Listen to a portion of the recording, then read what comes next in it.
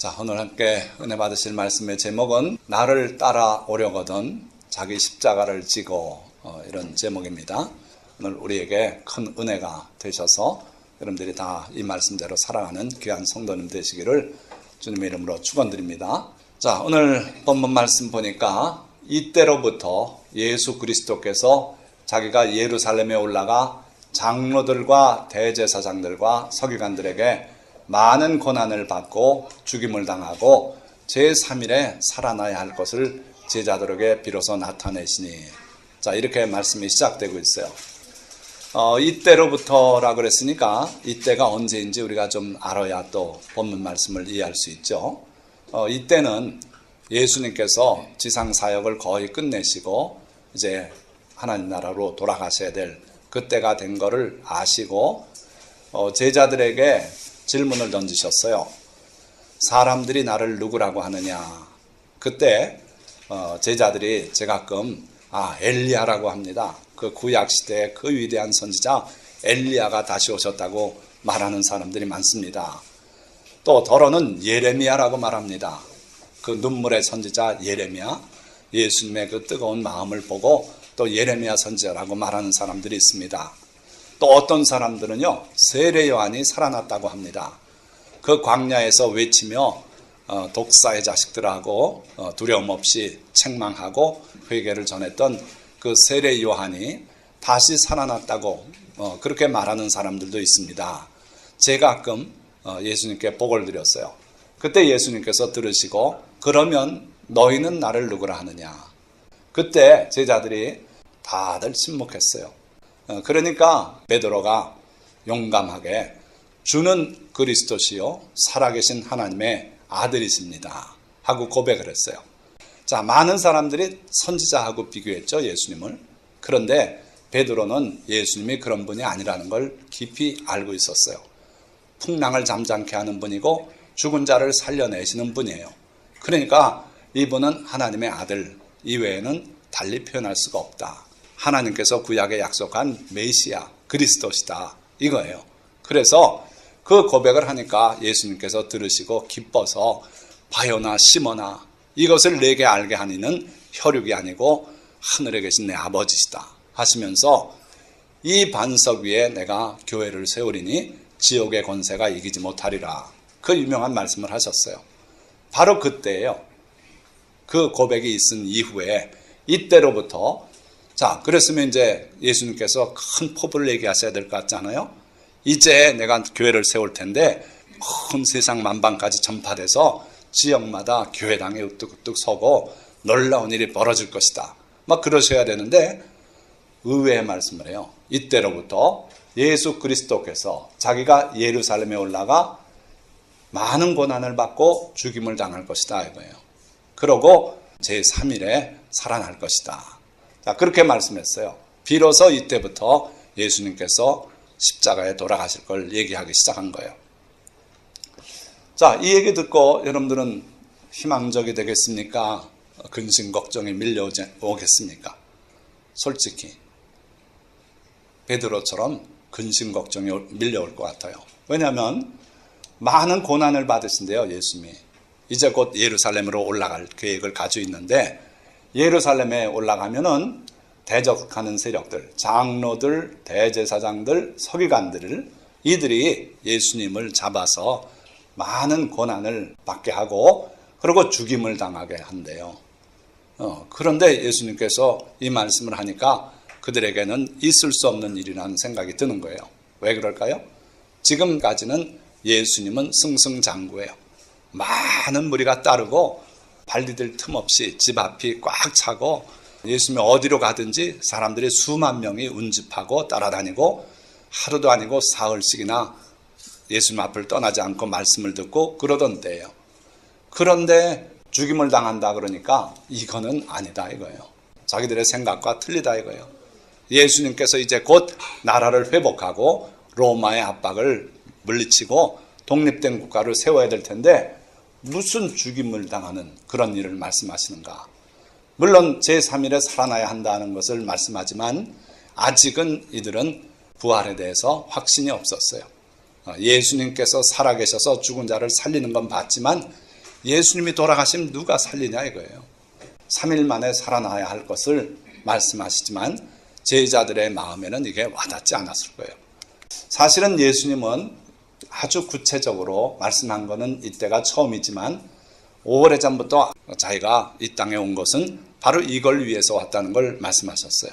언제냐 하면 니고데모, 유대인의 관원인 니고데모가 밤에 예수님께 찾아와서 예수님께 질문을 던질 때 예수님께서 거듭나야만 된다 하는 걸 말씀하시고, 그리고 마지막에 가서는 이 말씀을 하셨어요. 모세가 광야에서 뱀을 든 것 같이 인자도 들려야 하리니 이는 그를 믿는 자마다 멸망하지 않고 영생을 얻게 하려 하십니다 하시면서 이 구약시대에 있었던 이 모세가 광야에서 뱀을 들었던 사건을 예를 들어서 인자도 나도 그와 같이 높이 들릴 것이다, 즉 십자가에 못 박혀 죽을 거를 예수님의 사역 초기부터 얘기하셨어요. 그런데 니고데모는 거기에 대해서 이해가 없어서 더 이상 질문도 안 하고 넘어가고 말았어요. 그러나 예수님은 분명하게 십자가에 못 박힐 것이다 하는 걸 예고하셨어요. 그러니까 우리 예수 그리스도는 이 땅에 죽기 위해서 오신 분이다. 십자가에 죽어서 우리를 구원하기 위해서 오신 분이다 이거예요. 자, 그 얘기를 하니까 베드로가 나섭니다. 베드로가 예수를 붙들고 항변하여 이르되 주여 그리 마옵소서, 이 일이 결코 주께 미치지 아니하리이다. 자, 여기 항변했다고 우리말로 번역했는데 영어 성경을 보면은 rebuked 했다 그랬어요. rebuke. 높은 사람이 낮은 사람을 야단을 하는 거예요. 책망을 하는 거예요. 헬라 원어로는 에피티마오라 그래요. 분명하게 이거는 야단치는 겁니다. 왜 이런 감히 베드로가 예수님을 야단을 칩니까? 아마 나이가 더 있었다고 봐요. 그러니까 자기가 인생을 더 살았다 이거예요. 그래서 예수님을 붙들고 많은 백성들이 다 기대하는데 죽겠다는 얘기를 하십니까? 그런 나약한 소리는 하지 마십시오. 백성에게 희망을 주십시오. 긍정적인 메시지를 던져주십시오. 어디 죽는다는 말씀을 합니까? 이렇게 나온 거예요. 자, 이 베드로가 예수님을 지금 야단을 치고 있는데 사실은 이 베드로는 예수님께서 나를 따라오너라, 내가 너를 사람을 낚는 어부가 되게 하겠다 할 때 그물을 버려두고 예수님을 기꺼이 따랐던 사람 아닙니까? 그러고 예수님의 수제자처럼 그 제자들을 거느리면서 예수님이 가시는 곳에 안 간 곳이 없게 그렇게 우두머리 제자가 됐던 사람이에요. 근데 오늘 이 순간에 왜 갑자기 이렇게 베드로가 변했을까? 자, 바로 전에 예수님께서 이 반석 위에 내 교회를 세우리니 이렇게 선언하지 않았어요? 칭찬하고. 여기에서 베드로가 좀 교만해졌던 것 같아요. 어찌됐든 베드로는 그 순진하게 예수님을 나는 죄인입니다, 나를 떠나소서 하고 고백했던 그 믿음이 어떻게 변해버린 것 같아요. 사람이 시간이 가면요 믿음이 자꾸 변합니다. 변해요. 그렇게 해서 순진했던 그 믿음이 어디 가고 그 다음부터 교회 장로 되고 직분하고 하면은 교만해지기 시작해요. 거기다가 또 베드로는 예수님을 사랑하는 그 인정으로 주님을 죽게 둘 수가 없었어요. 그래서 그 인정으로 또는 이성적으로 지금 제일 좋은 때인데 백성을 잘 규합해서 나라를 회복해야지, 막 이런 이성적인 생각이 있었을지 몰라요. 어찌됐든 이 생각은 자기의 생각이죠. 예수님의 계획과 하나님의 섭리와는 전혀 동떨어진 내용이었어요. 자, 그래서 우리가 예수님을 믿노라 하고 예수님을 사랑해서 주님을 위해서 뭔가 한다고 해도 그것이 예수님의 길은 이쪽으로 가는데 베드로의 길은 반대로 가려는 이런 경향들이 종종 보인다 이거예요. 자, 그때 예수님께서 어떻게 하셨는가? 예수께서 돌이키시며 베드로에게 이르시되 사탄아 내 뒤로 물러가라, 너는 나를 넘어지게 하는 자로다. 자, 그렇게 사랑하고 불러서 자기 수제자로 삼고 그 베드로라고 하는 사람의 믿음 위에다 교회를 세우겠다고까지 말씀하신 그 예수님이 베드로 보고 사탄이래요. 사탄이래요. 제가 우리 박민호 집사 보고 사탄아 왜 이렇게 늦게 왔냐, 물러가라. 그럼 어떻게 되겠어? 참 마음에 상처 입고, 그렇죠? 예수님 등지기 쉽고 그런 말이에요. 그런데 예수님께서는 베드로에게 사탄아 내 뒤로 물러가라 이렇게 말씀하셨어요. 왜 그러셨냐면 이때 베드로를 이용해서 예수님을 흔들려고 하는 사탄의 정체를 주님은 보시기 때문이에요. 그래서 베드로를 보고 사탄이라고 말했지만 베드로가 사탄이란 건 아닙니다. 그러면서 너는 나를 넘어지게 하는 자로다. 이게 넘어지게 한다 그래서 예수님이 사탄 때문에 여러 번 실수하셨나? 아니고요. 장애가 된다는 거예요. 사탄은 예수님 앞에 자꾸 장애물을 놔요. 제자들의 마음을 통해서 역사하기도 하고 자꾸 이렇게 해서 회방을 놓는 게 사탄이에요. 우리 앞에도 평탄한 대로가 놓여있냐? 그렇지 않다. 가다 보면 자꾸 장애물이 나타나요. 그 장애물은 사탄이 갖다 놓는 장애물이라고 생각하시면 돼요. 그러시면서 내가 하나님의 일을 생각하지 아니하고 도리어 사람의 일을 생각하는도다. 지금 베드로는 나름대로 인정에 끌려서 예수님이 잡혀가신다고 말도 안 된다. 그러면서 생각을 했지만 내 생각은 하나님의 일을 생각지 않고 사람의 일을 생각하는 거다. 지금 하나님의 일을 생각한다면 하나님께서는 창세기에서부터 여인의 후손이 뱀의 머리를 깨뜨릴 걸 말씀하시고 계속 구세주 메시아를 보내줄 거를 누누이 예고하셨어요. 그 절정이 바로 지금 시점이에요. 예수님이 이 땅에 오셨고 그러고 이제 십자가에 못 박혀 돌아가시고 부활하시고 그러고 승천하시고 성령이 오셔서 역사하시면 교회가 생기는 거예요. 하나님의 구원의 큰 섭리가 몇천 년의 세월에 이제 열매를 맺으려고 하는 그런 상황이에요. 그런데 그 하나님의 일은 까맣게 모르고 사람의 일, 이스라엘의 독립이라든지 예수님의 인기도라든지 그러고 지금 이 시점에 시작하면 아주 멋있는 나라가 되겠다든지 그런 사람의 계획만 머릿속에 가득했어요. 베드로뿐입니까? 다른 제자들도 그랬어요. 그래서 요한과 야고보의 어머니는 오셔서 예수님께 청탁까지 해요. 주께서 보좌에 앉으시면 왕이 되시면은 내 두 아들을 하나는 우편에 하나는 좌편에 즉 우정승 좌정승이 되게 해달라고 그렇게 주님 앞에 와서 청탁까지 했어요. 그러니까 곧 메시아의 왕국이 이루어질 줄 그렇게 착각했던 거예요. 베드로도 역시 그 일을 생각했다는 거예요. 심지어 예수님께서 돌아가셨다 부활하신 다음에 제자들이 예수님께 나와서 비로소 또 물어요. 그 고난 다 지나갔고 죽으셨다 부활하셨으니 이제는 나라를 회복할 때 아닌가. 그래서 예수님께 여쭙습니다. 이때가 나라를 회복할 때입니까? 즉 다윗의 왕국을 다시 세울 때입니까? 그때 예수님께서 뭐라 그랬어요? 그거는 하나님이 알아서 하실 것이고 너희는 내 증인이 돼서 땅끝까지 이르러 복음을 전하게 될 것이다. 그 사람들의 생각과 전혀 다른 계획을 주님이 얘기했어요. 그러니까 이스라엘의 독립, 그게 그들의 머릿속에 꽉 차 있었는데 예수님은 그게 아니라 이제 성령이 오시면 너희가 권능을 받고 땅끝까지 이르러 내 증인이 될 것이다. 그런 말씀을 하시더라는 거예요. 그러니까 참 어처구니 없는 거죠. 우리는 하나님의 일은 생각 안 하고 사람의 일만 생각해요. 그래서 자꾸 우리의 얕은 생각 가지고 그렇게 주님께 기도도 하고 하는데 하나님의 일은 전혀 다를 수 있다 이거예요. 자, 사람의 일을 하면서 주의 일로 착각하는 많은 사람들이 있어요. 이것 때문에 하나님의 나라가 오히려 걸림돌이 되곤 해요. 이렇게 하니 온 세상에 하나님의 영광이 돌아가겠습니까? 그러니까 사람의 일을 하면서 주의 일로 착각하는 사람들이 있어요. 이 불의를 깨부숴야 된다. 우리가 나서서 시위해가지고 꺾어버려야 된다. 막 이래가지고 혈기가 올라서 데모들 하고 하는데 그게 하나님의 일이 아닐 수 있다는 거예요. 사람의 일일 수 있다는 거예요. 그래서 우리가 기도하고 행동을 할 때마다 정말 주님께 여쭤봐야 돼요.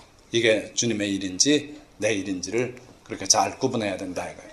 자, 예수님께서 그 말씀하시고 우리에게 영원한 정말 소중한 교훈을 주고 계세요. 누구든지 나를 따라오려거든 자기를 부인하고 자기 십자가를 지고 나를 따를 것이니라. 그래서 제가 4단계로 나눠봤는데 여러분들은 1단계는 다 통과했어요. 이건 무슨 뜻입니까? 나를 따라오려거든. 요게 헬라어로 보면 요거예요. 엘테인. 이거는 실제로 물리적으로 따라가고 있는 거예요. 예수님이 가시면 그 뒤에 수만 명이 예수님을 따라갔어요. 이 따라가는 물리적인 따름 이걸 말하는 거예요. 여러분들도 다 예수님을 믿고 그러고 따라 나선 겁니다. 그러니까 주일날 다른 일 안 하고 주님 앞에 나오는 거 아니에요? 여기까지는 여러분들이 됐어요. 두 번째, 자기를 부인하고 요거는 하고 있느냐 이제 우리가 살펴보려는 거예요. 그리고 셋째로 자기 십자가를 지고 있느냐, 그게 무슨 의미인가, 이걸 또 우리가 보자는 거예요. 그러고 나를 따를 것이니라. 자, 여기에 첫 번째 단계에 나를 따라오려거든 여러분들은 따르고 있다 그랬죠? 그런데 여기 네 번째 단계가 나를 따를 것이니라. 이건 다시 돌아간 거 아닙니까? 그렇지 않아요. 이게 헬라어로 보면 앞에는 엘페인, 그냥 오다는 것이고 영어로 come. 그래서 오피서무, 이건 after me가 되는 거고요. 뒤에 네 번째 나를 따를 것이라는 건 전혀 다른 단어예요. 그래서 카이 아클루세이토 모에, 이게 뭐냐면은 진짜 예수님을 쳐다보고 묵상하고 예수님을 닮아가고 예수님의 교훈을 따라서 살고 있고 하는 그거예요. 그래서 그냥 따라오는 건 쉽지요. 따라가면서 자기 생각도 하고 뭐 자기 일도 계획하고 그러면서 따라갈 수 있어요. 그런데 자기를 부인하고 자기 십자가를 지고 그러고 예수님을 본받아 살면서 그 교훈을 순종하고 하는 건 가장 최종적인 과정이 되는 거예요. 그래서 우리가 오늘 자기를 부인하고 자기 십자가를 지고 그리고 주님을 따르는 것, 이걸 하나씩 좀 자세히 보자는 거예요. 첫째 단계는 들어왔으니까 두 번째 단계가 자기 부인이에요. self denial, 자기 부정이죠. 자, 여기 아주 적합한 글귀가 있어서 가져왔어요. 참된 복음은 자기 부정으로의 부르심이다. 참된 복음이라는 것은 self denial로 주님이 청하신 거다 이거예요. 위대한 목사가 될 수도 있어요. 위대한 성도가 될 수도 있어요. 주님이 기뻐하시는 많은 일을 하고 칭찬받는 사람이 될 수 있어요. 그러나 그 성취를 위해서 부름받은 건 아니다. 더 중요한 것은 자기 자신을 부정하는 그 부름으로 초청받은 것이다. 복음이 거기서 시작된다 이거예요. 자, 그럼 한번 구체적으로 봅시다. 예수님이 보이신 자기 부정의 본보기. 예수님은 다 본을 보여주셨어요. 그래서 내가 너희를 사랑한 것 같이 너희도 서로 사랑하라. 주님이 보여주지 않고 너희도 서로 사랑하라고 그렇게 말씀 안 했어요. 항상 본보기를 보이시고 그렇게 하고 우리 보고 하라 그러셨어요. 마지막 잡히시던 날 밤에도 제자들의 발을 다 씻겨주시고 내가 이렇게 너희에게 본을 보인 것은 너희도 이와 같이 행하게 하려 함이다고 그렇게 말씀했어요. 그래서 주님은 그의 삶을 통해 우리에게 본을 보여주셨어요. 자, 셀프 디나이얼의 가장 좋은 본보기는 이거예요. 예수님께서 마지막 잡히시던 날 밤에 겟세마네 동산에 들어가셔서 거기서 기도하셨죠. 우리가 그림을 보면 큰 돌이 있고 예수님이 거기 탁 무릎 꿇고 하늘을 보고 달빛이 비치고 막 이런 그림이 많이 있어요. 거짓말입니다. 예수님은 실제 어떻게 기도하셨냐면 조금 나아가서 얼굴을 땅에 대시고 엎드려. 요 엎드렸다는 동사가 에페센 요걸로 나오는데 던져버렸어요. 바닥에 그냥 얼굴을 땅에 대고 길게 엎드리셨어요. 이 자세가 캐톨릭 신부들, 우리가 캐톨릭에서 배울 거 하나는 그거예요. 신부가 될 때 땅에 엎드려요. 바닥에 그냥 이 자세로 쭉 뻗어 엎드립니다. 그 자세를 갖추지 않으면 신부가 될 수 없다는 거예요. 예수님도 얼굴을 땅에 대고 엎드리셨어요. 길게 넓적 엎드렸어요. 이게 뭐 하는 자세냐면 전쟁에서 항복할 때 나를 죽일렘 죽이고 포로로 잡아서 노예로 삼아주실렘 삼아주시고 맡깁니다 하고 그냥 엎드리는 거예요. 땅바닥에 엎드렸을 때 가면서 칼로 목 치면 다 죽는 거고 일어나라고 엉덩이에 툭 차면은 일어나서 노예가 되는 거예요. 이 자세를 예수님은 보이셨어요. 하나님 앞에 모든 걸 다 내려놓습니다 하고 그러고 얼굴을 땅에 대고 기도하셔서 얼굴에 흐르는 땀이 피같이 됐다 그랬어요. 이게 예수님의 모습이에요. 그러시면서 기도하여 이르실 때 내 아버지여 만일 할만하시거든 이 잔을 내게서 지나가게 하옵소서. 그러나 나의 원대로 마시옵고 아버지의 원대로 하옵소서.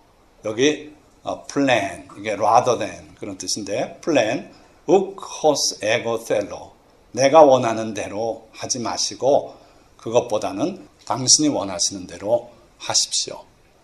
예수님의 자세는 바로 이거였어요. 바로 여기서 우리가 뭘 배운다고요?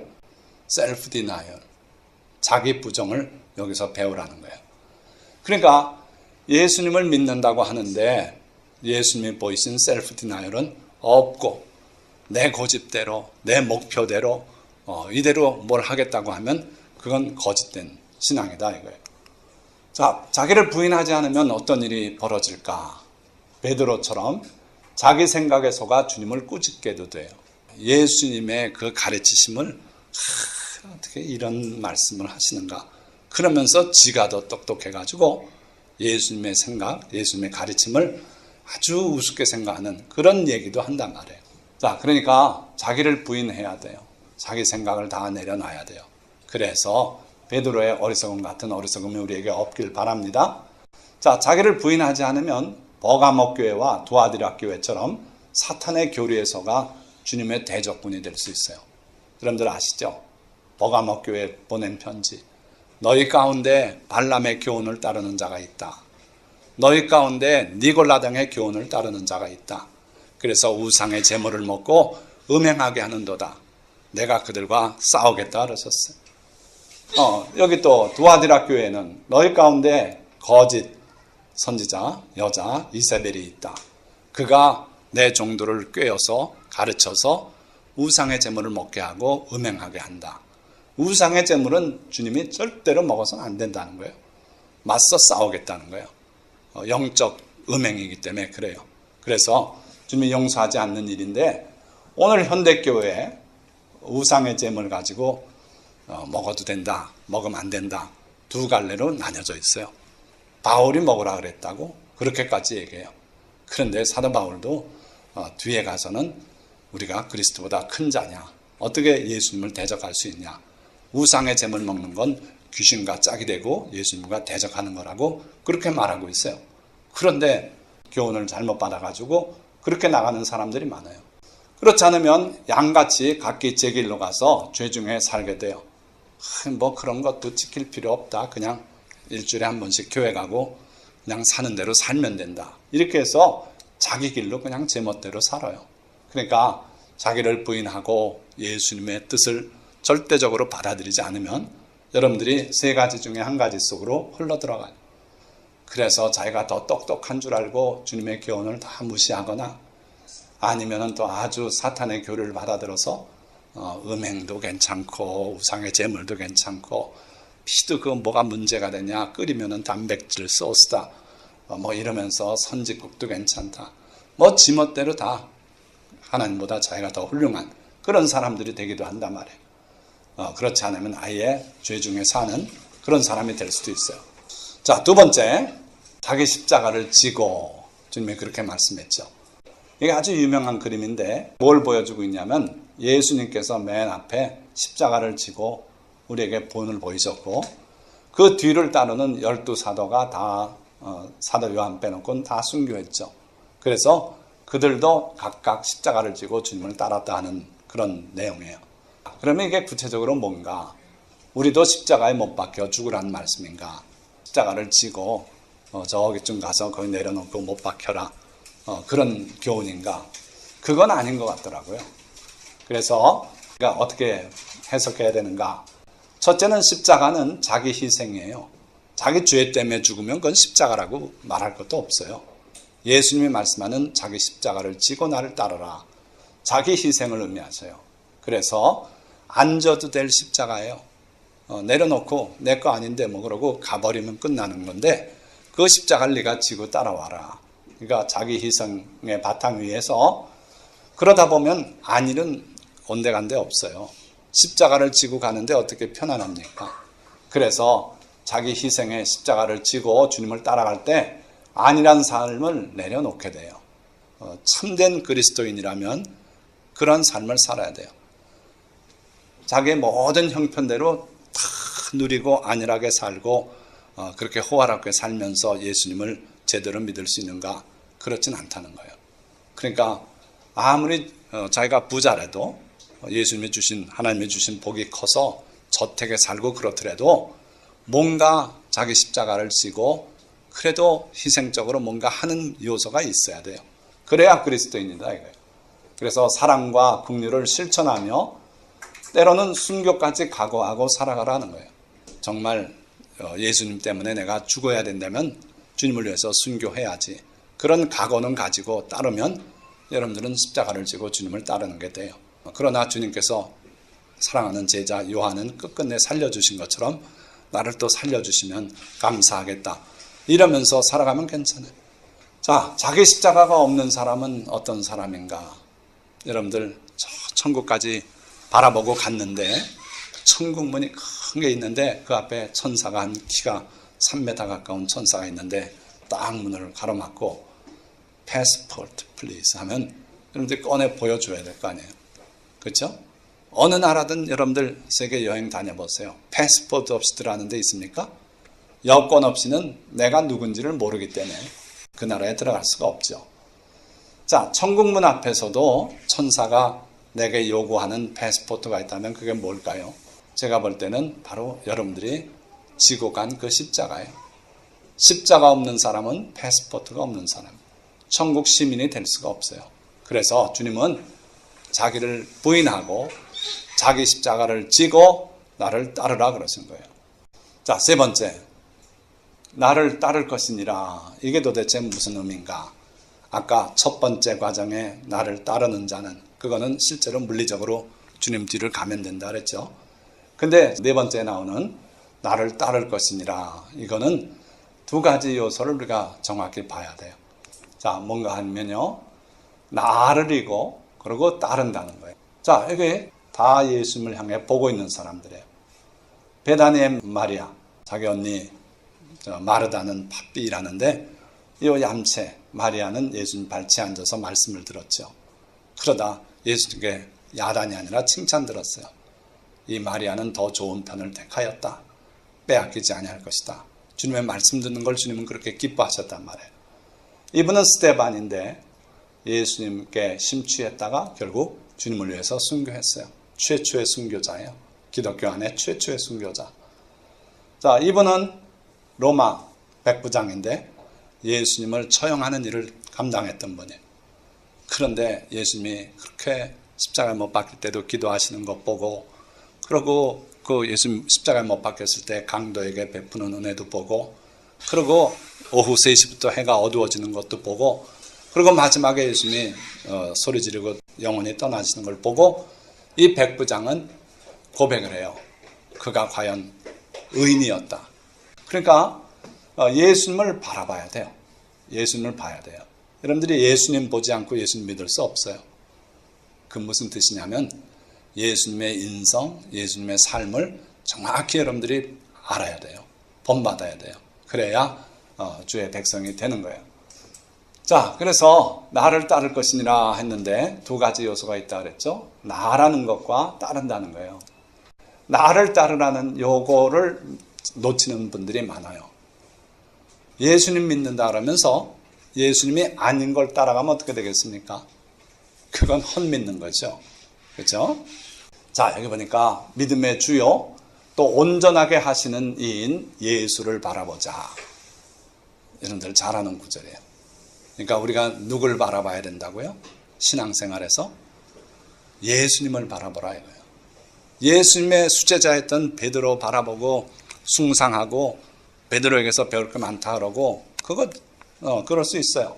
그러나 그건 잠깐이고 사실은 예수님을 바라봐야 돼요. 그렇죠? 그렇지 않으면 우리는 그리스도인이 될 수 없어요. 예수님께서는 우리를 이렇게 초청해요. 나는 마음이 온유하고 겸손하니 내 멍에를 베고 내게 배우라. 가까이 와서 나랑 같이 멍에 매자. 내가 이쪽 매고 네가 그쪽 매고 같이 가자 이거예요. 주님께 가까이 붙어서 주님의 그 심장 소리도 듣고 하면서 배우라 이거예요. 이게 주님께서 우리 보고 나를 따르라는 초청이에요. 영어로 하면 follower죠. 제가 유튜브에 설교를 지금 110편째 올렸어요. 근데 110편을 올렸는데 팔로워가 생겼어요. 팔로워. 우리는 예수님의 팔로워가 되는 거예요. 그래서 예수님의 교훈을 우리는 어떤 교훈이든지 예수님이 한 말씀 하면 그게 나에게 전달이 돼서 내가 또 듣는 거예요. 이런 자세가 돼야 된다 이거예요. 예수님이 하시는 모든 말씀에 귀를 기울이고 따라가야 된다. 자, 그래서 우리가 주님을 따른다는 것은 예수님을 믿고 사랑하며 따르되 예수님의 삶과 가르침을 본받아 살고 그냥 따르는 게 아니라 그걸 본받아서 살고 예수님을 앞지르거나 곁길로 나가지 말아야 돼요. 아까도 베드로가 무슨 실수를 한 거예요? 예수님보다 자기가 똑똑한 줄 알았어요. 자기 생각이 옳을 줄 알았어요.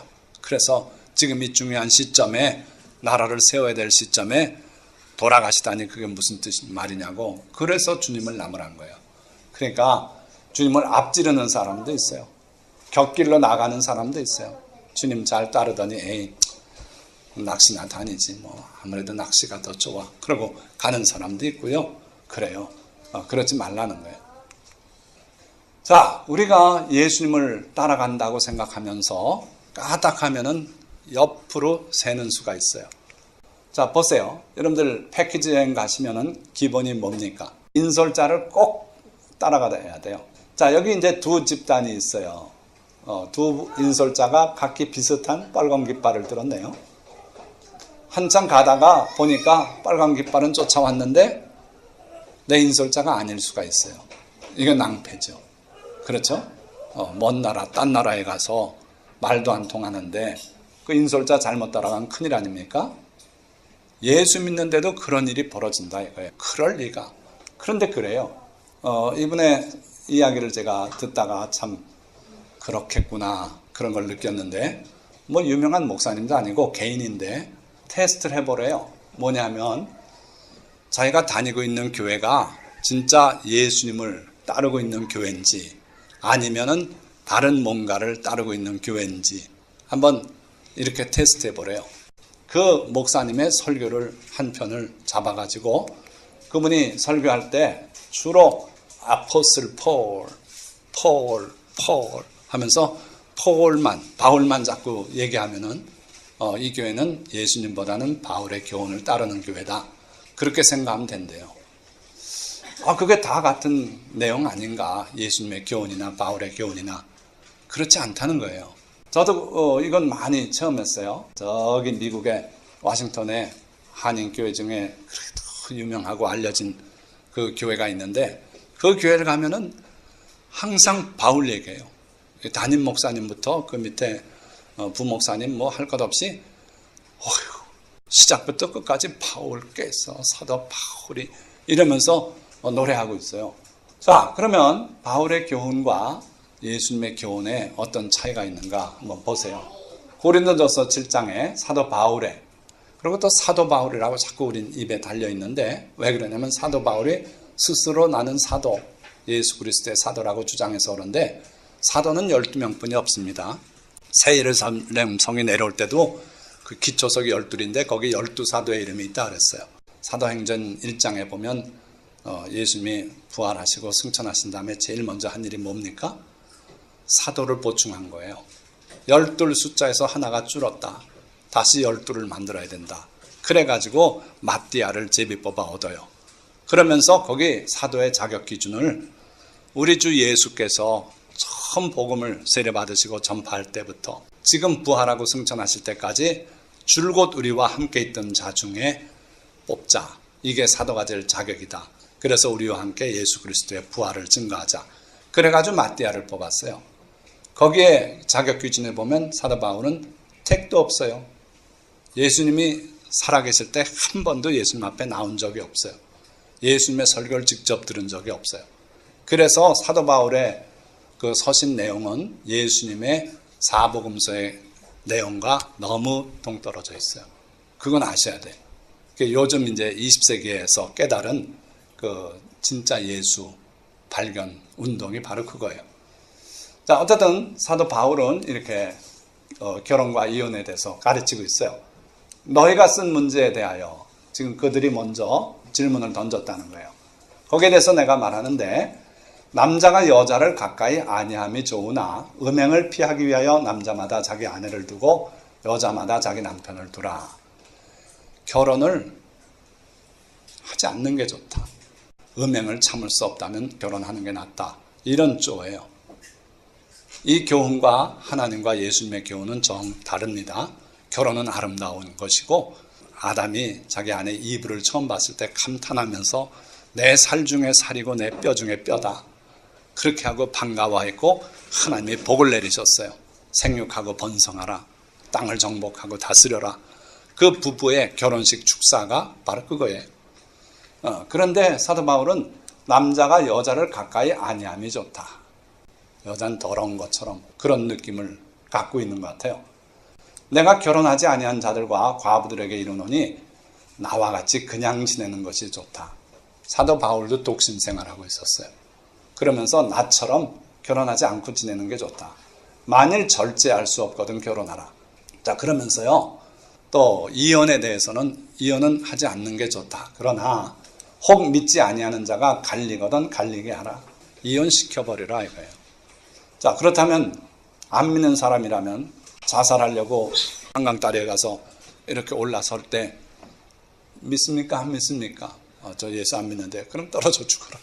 그러고 밀어내도 됩니까? 그렇지 않은 거거든요. 이혼이 하나님의 뜻이 아니라면 믿는 사람이든 안 믿는 사람이든 한번 설명을 해야죠. 너 이혼하면 평생 후회하게 될 거다. 그렇게 해줘야지. 안 믿는 자가 갈라지려면 갈리게 하라. 이게 도대체 어디서 나왔는지 모르겠어요. 자, 또 이렇게 말해요. 그러나 그가 마음을 정하고 또 부득이한 일도 없고 자기 뜻대로 할 권리가 있어서 그 약혼녀, 처녀딸을 그대로 두기로 하여도 잘하는 것이니라. 그 무슨 얘기냐면요. 아버지의 권리로서 딸을 그냥 시집 보내지 말고 파혼하고서 그냥 둬도 좋다. 그게 더 잘하는 거다 이거예요. 왜? 예수님이 금방 오실 것이기 때문에 그렇다는 거예요. 그러므로 결혼하는 자도 잘하거니와 결혼하지 아니하는 자는 더 잘하는 것이니라. 하라는 겁니까? 말라는 겁니까? 나도 또한 하나님의 영을 받은 줄로 생각하노라. 고린도전서 7장을 마감하면서 그렇게 얘기해요. 7장 전체가 이제 결혼 이혼에 관한 조언인데, 자, 우리는 사도 바울의 이러한 견해, 이걸 절대적인 하나님의 영원 불변한 오류 없는 말씀으로 여겨야 되느냐 하는 거예요. 여기 분명하게 나도 또한 하나님의 영을 받은 줄로 생각하노라. 이 정도 수준의 글이에요. 나도 하나님의 영을 받았기 때문에 내 생각도 옳지 않겠는가. 그러나 결혼하는 것도 잘하는 거고 안 하는 건 더 잘하는 것이다. 사도 바울의 글은 이런 식이에요. 그러니까 하나님의 진리의 말씀과 사도 바울의 서신은 사실은 비교급이 안 돼요. 그래서 성도로서 사도 바울이 복음도 전해줬고 했으니까 그 서신을 받아보고 참고하고 하는 건 좋습니다만은 사도 바울의 말씀에 율법 폐지했다 하니까 그거 봐라 성경에 폐지했다라고 이렇게 받아들이는 건 문제다 이거예요. 자, 여기에 대해서 예수님은 뭐라 그랬습니까? 예수님은 대답하여 이르시되 사람을 지으시니가 본래 그들을 남자와 여자로 지으시고 말씀하시기를 그러므로 사람이 그 부모를 떠나서 아내에게 합하여 그 둘이 한 몸이 될지니라. 이게 하나님의 명령이시다 이거예요. 거기다가 또 하나, 이제 둘이 아니요 한 몸이니 그러므로 하나님이 짝지어 주신 것을 사람이 나누지 못할지니라. 결혼했으면 이건 하나님의 섭리로 하나님이 짝지어 주신 것이다. 그러니까 뭐 가다 좀 살다가 성격 차이로 못 살겠다 그런다고 해서 갈라서라 그래가지고 이혼하고 안 된다 이거예요. 절대로 하나님이 짝지어 주신 것을 사람이 본인들 포함 또 시부모도 안 되고 또 친정 부모도 안 되고 이혼을 조장하고 허용하고 뭐 갈라서라 그러고 이거 안 된다 이거예요. 이게 예수님의 명령이에요. 계명이에요. 그래서 나누지 못할지니라. 아주 못 박아 버렸어요. 근데 사도 바울은 안 믿는 사람이라면 갈라지게 해라. 또 이 결혼은 그거 왜 하냐? 안 하는 게 좋다. 나처럼 혼자 살아라. 그러나 못 견디겠으면 결혼해라. 이게 아니다는 거예요. 하나님은 결혼을 축복 명령으로 우리에게 주셨어요. 자, 아예 창세기로 가보면 하나님이 자기 형상 곧 하나님의 형상대로 사람을 창조하시되 남자와 여자를 창조하시고 하나님이 그들에게 복을 주시며 하나님이 그들에게 이르시되 생육하고 번성하여 땅에 충만하라. 짝을 찾아서 가정을 이루고 또 자녀 낳고 그래서 생육해라. 많이 번성하거라. 이게 하나님의 인류에게 주신 최초의 명령이면서 축복이다 이거예요. 그게 축복 명령이다 이거예요. 거기다가 또 추가적으로 땅을 정복하라. 바다의 물고기와 하늘의 새와 땅에 움직이는 모든 생물을 다스리라. 이 모든 축복이 결혼에서 시작되는 거예요. 부부가 거기서 생육 번성하고 그러면서 그 후손들이 퍼쳐나가서 땅을 점령하고 이게 하나님의 축복이고 명령인데 사도 바울은 혼자 사는 게 좋다. 결혼하는 것도 좋지만 안 하는 게 더 좋다. 뭐 이런 아리송한 얘기나 하고 있냐 이거예요. 자, 또 다른 면을 보면 다시 오실 그 날과 그 때에 관한 교훈도 바울의 교훈과 예수님의 교훈은 충돌해요. 예수는 뭐라 그랬어요? 그 날과 그 때는 아무도 모르나니 하늘의 천사들도 아들 나도 모르고 오직 아버지만 아시느니라. 분명히 그렇게 말씀했어요. 그리고 보라 내가 도둑같이 오리니 예수님이 오시는 그 재림이 꼭 도둑이 밤에 예고 안 하고 어느 순간에 몰래 오듯이 그렇게 온다 이거예요. 그래서 누구든지 깨어 자기 옷을 지켜 벌거벗고 다니지 아니하며 자기의 부끄러움을 보이지 아니하는 자는 복이 있도다. 이게 예수님의 교훈이에요. 여기 뭐 어려움이 있습니까? 무슨 예외 조항이 있습니까? 아니에요. 아무도 모른다. 천사도 모른다. 나도 모른다. 아버지만 아신다. 그리고 그날은 도둑같이 임할 것이다. 그런데 바울은 뭐라 그랬냐면 너희는 어둠에 있지 아니하며 그날이 도둑같이 너에게 임하지 못하리니. 이게 바울의 서신에 있는 마지막 날에 대한 예고예요. 데살로니가전서 5장 4절이에요. 이 한 구절 때문에 무슨 일이 벌어진지 아십니까? 예수님은 나도 모른다 그랬는데 다른 사람들은요 바울이 말씀하셨다. 우리에게는 남들은 몰라도 안 믿는 사람에게는 그렇겠지만 우리에게는 도둑같이 임하지 않는다고 말씀하셨다. 반드시 일러주신다 이거예요.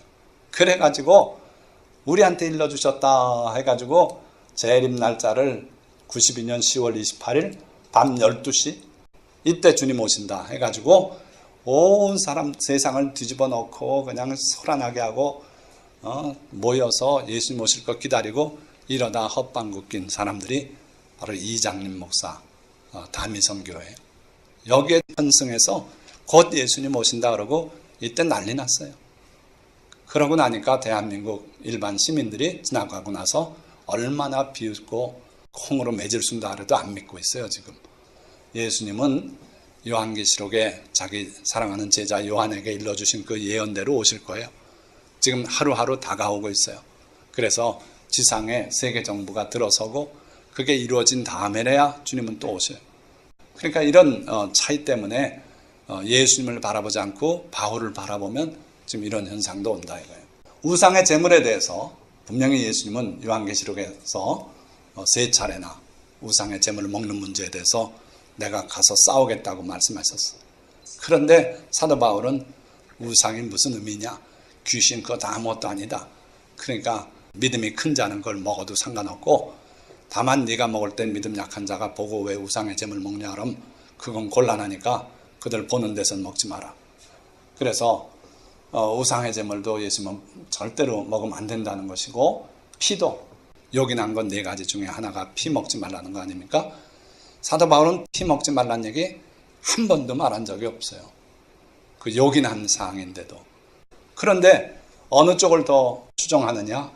사도 바울의 교리가 기독교 교리의 중심이 되어 있다는 건 놀라운 사건이에요. 그래서 우리는 그게 아니고 주님을 본받고 주님의 교훈으로 돌아가야 된다 하는 거예요. 자, 그러면 마지막 단락. 나는 예수님을 따르고 있는가? 자, 바울의 문제는 잊어먹고 여러분들 각자가 진짜 예수님을 바라보고 있는지를 한번 점검해 보자 이거예요. 자, 예수님은 지금 양떼를 몰고 지금 어디를 가고 있어요. 내가 지금 이 사진을 찍었다면 나는 문제가 있는 거예요. 여기 같이 따라가야 되는데, 그렇죠? 예수님의 음성을 듣고 따라가야 되는데 나는 이쪽에 먼쯤 나와서 쟤들 어디가? 이러고 있다면 이거 곤란한 겁니다. 그러니까 내가 바짝 주님을 따라가야 되겠다 이거예요. 자, 내가 진짜 예수님을 따르고 있는지 체크리스트. 첫째, 나는 심령이 가난합니까? 주님은 심령이 가난한 자는 복이 있나니 천국이 저희 것입니다. 그랬어요. 근데 내가 마음이 교만하고 이렇게 되고 있다면 이건 나는 주님을 따르고 있지 않다는 얘기예요. 자, 내 심령이 가난하지 못해서 그래서 내가 애통하고 있습니까? 나는 왜 이렇게 심령이 가난하지 못합니까? 주여 도와주십시오. 그러면서 여러분들이 눈물 흘려본 적이 있습니까? 그렇지 않다면 여러분들이 진짜 예수님을 바짝 따르지 않고 있다는 증거다 이거예요. 나는 주님처럼 온유합니까? 예수님은 나는 마음이 온유하고 겸손하니 내 멍에를 메고 내게 배워라. 그러셨는데 나는 마음이 온유하지는 못해요. 이렇다면 이거 문제가 있다 이거예요. 주님처럼 온유해야 되고 그리고 의에 줄이고 목말라야 돼요. 진정한 주님의 진리가 뭔가를 확인해 보고 싶어서 애써야 돼요. 그런데 관심 없어. 교회에서 말하는 대로 믿고 따라가면 돼. 그냥 그렇게만 살고 있다면 문제가 있다 이거예요. 나는 긍휼히 여기는 사람입니까? 내 마음은 청결합니까? 긍휼히 여기는 자는 복이 있나니 저희가 긍휼히 여김을 받을 것이라 그랬어요. 그래서 긍휼히 여기는 사람이 돼야 돼요. 어렵고 가난한 사람을 보면 마음이 동해야 돼요. 병든 사람 보면 내 마음이 아프고 눈물이 나고 기도해 주고 싶은 생각이 있고 그래야 된다. 저 사람은 왜 저래? 사지가 멀쩡한데 왜 저러고 살아? 내버려둬. 그렇게 생각해서 안 된다 이거예요. 어쨌든 불쌍히 여길 건 불쌍히 여기자 이거예요. 내 마음이 청결합니까? 교회 나와 있을 땐 천사 같은데 또 집에 가 있으면 그렇지 못한 그런 모습은 안 된다 이거예요. 나는 화평하게 하는 사람입니까? 자꾸 이간질하고 누구 서로 싸우면 고소하다 그러고 그런 사람 아닙니까? 또 주를 위하여 핍박을 받고 있습니까? 아니면 하도 얼렁껄렁 믿으니까 다들 나를 좋아하고 그러지 않습니까? 또 내가 핍박을 받으면서 그 핍박받는 것을 기뻐합니까? 이거 한번 여러분들이 체크해보라 이거예요. 자, 예수님은 화 있을진저 이렇게 외치셨어요. 외식하는 서기관들과 바리새인들이요. 그러시면서 이렇게 교훈하셨어요. 그러나 너희는 랍비라 칭함을 받지 말라. 너희 선생은 하나요? 너희는 다 형제니라. 땅에 있는 자를 아버지라 하지 말라. 너희 아버지는 한 분이시니 곧 하늘에 계신 이시니라. 또한 지도자라 칭함을 받지 마라. 지도자는 한 분이시니 곧 그리스도시니라. 예수님 외에는 우리의 참된 지도자도 랍비도 선생도 없다 이거예요. 그리고 아버지라고 부를 분은 하늘에 계신 아버지 하나님 한 분뿐이다. 자, 그런데 여기 보십시오. 프란시스 교황. 교황이라고 우리말로 부르는데 영어로는 포프. 그리고 라틴어로 파파예요. 파파. 그리고 그 라틴어는 어디에서 번역된 거냐면 그리스어 파파스. 이게 다 무슨 뜻입니까? 다 아버지란 뜻이에요. 참 신기해요. 예수님은 땅에 있는 자를 아버지라 하지 말라 했는데 기독교가 타락하니까 각자 지가 아버지래요. 교황이 포프 아버지고 그 다음에 또 사람 전도해가지고 그 사람이 또 가톨릭 신자가 되고 그러면 내가 그 전도한 사람의 영적 아버지래요. 영어로 God Father. 그렇죠? 죄다 아버지예요. 왜 이렇게 예수님의 말씀과 반대되는 삶을 사는가? 교회에서도 보면 지도자 수련회래요. 여러분들 중에 몇몇 사람 뽑아서 뭘 가르치면서 지도자 수련회. 예수님은 지도자란 말 쓰지 말라 그랬어요. 지도자라 칭함을 받지 마라. 제가 가끔 랍비라 그러고 선생이라 그러고 바이블 티처라 그러고 교회에서 얼마나 그렇게 높여주는 이름이 많은지 몰라요. 이게 우리가 주님을 제대로 안 믿고 있다는 얘기예요. 자, 사도 바울이 이렇게 말했어요. 그리스도 안에서 1만 스승이 있으되 아버지는 많지 아니하니 그리스도 예수 안에서 내가 복음으로서 너희를 낳았음이라. 그러므로 내가 너희에게 권하노니 너희는 나를 본받는 자가 되라. 예수님을 본받으라 그래야 되는데 히브리서도 예수 그리스도를 본받으라 그랬어요. 그렇죠? 믿음의 주요 온전케 하시는 예수를 바라보자. 근데 사도 바울은 여러 번 나를 본받는 자가 되라. 내가 전한 전통을 지킴으로 내가 너희를 칭찬한다. 자꾸 시선을 바울에게 끌었어요. 그래 오늘날 교회가 바울 교회가 되고 말았어요.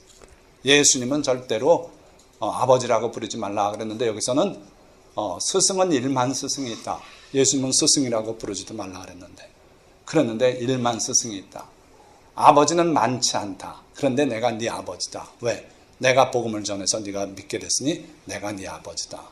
그런 뉘앙스예요.